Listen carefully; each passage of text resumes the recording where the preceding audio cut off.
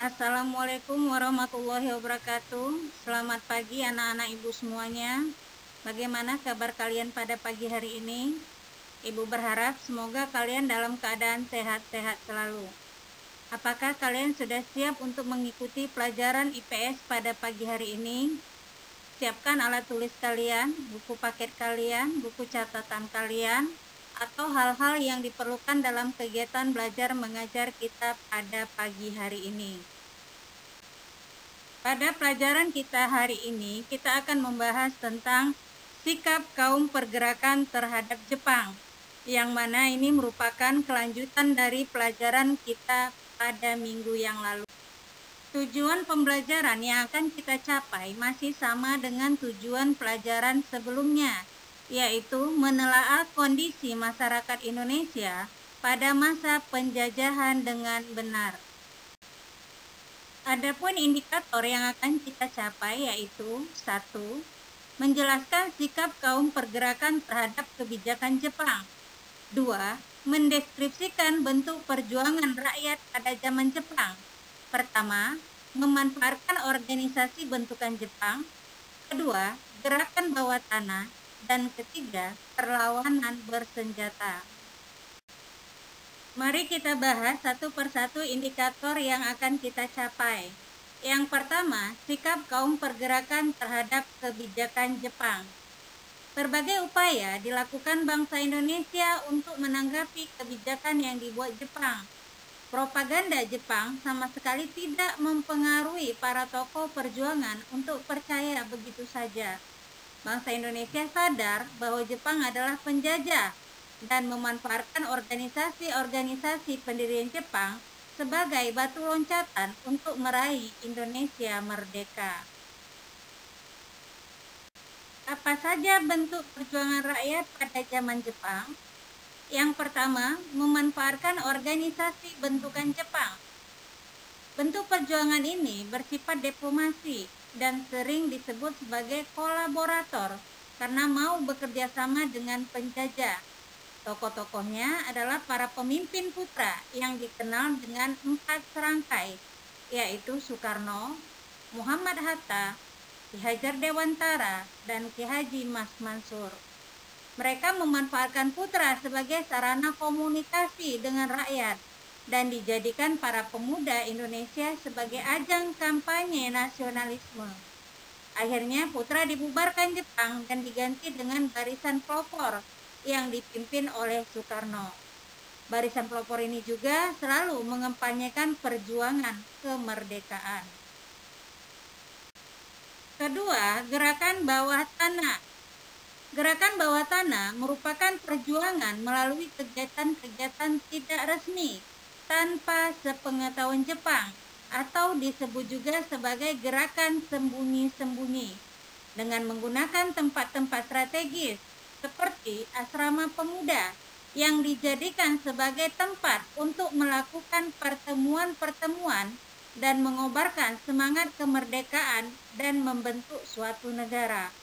Tokoh-tokohnya adalah Sultan Syahrir, Ahmad Subarjo, Soekarni, Amaramis, Wikana, Khairul Saleh, dan Amir Saripudin yang terus memantau Perang Pasifik melalui radio-radio bawah tanah. Kelompok bawah tanah inilah yang sering disebut golongan radikal atau keras karena mereka tidak mengenal kompromi dengan Jepang.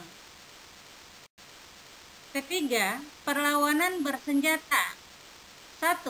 Perlawanan rakyat Aceh. Ini dipimpin oleh Tengku Abdul Jalil yang merupakan seorang ulama di Corplieng, Aceh, yang melakukan perlawanan terhadap Jepang pada tanggal 10 November 1942 yang menentang peraturan-peraturan Jepang, di mana dalam perlawanan tersebut ia tertangkap dan ditembak mati. 2. Perlawanan Singaparna, Jawa Barat. Ini dipelopori oleh Ki Haji Jenderal Mustafa yang melakukan perlawanan terhadap tentara Jepang pada tanggal 24 Februari 1944 dan menentang dilakukannya sekire, yakni menghormati Kaisar Jepang. Dalam perlawanan tersebut, Ki Kiai Haji Zainal Mustafa dan beberapa pengikutnya juga ditangkap Jepang, lalu dihukum mati. Ketiga, perlawanan Indramayu, Jawa Barat. Pada bulan Juli 1944, para petani loh bener dan sindang di Indramayu yang dipimpin oleh Haji Madrian memberontak terhadap Jepang yang menolak pungutan padi yang terlalu tinggi. Akan tetapi, perlawanan ini bisa dipadamkan oleh Jepang. Keempat, perlawanan peta di Blitar, Jawa Timur. Perlawanan ini dipimpin oleh Supriyadi, seorang sodanko atau komandan peleton, pada tanggal 14 Februari 1945 dan merupakan perlawanan terbesar yang dilakukan rakyat Indonesia pada masa penjajahan Jepang.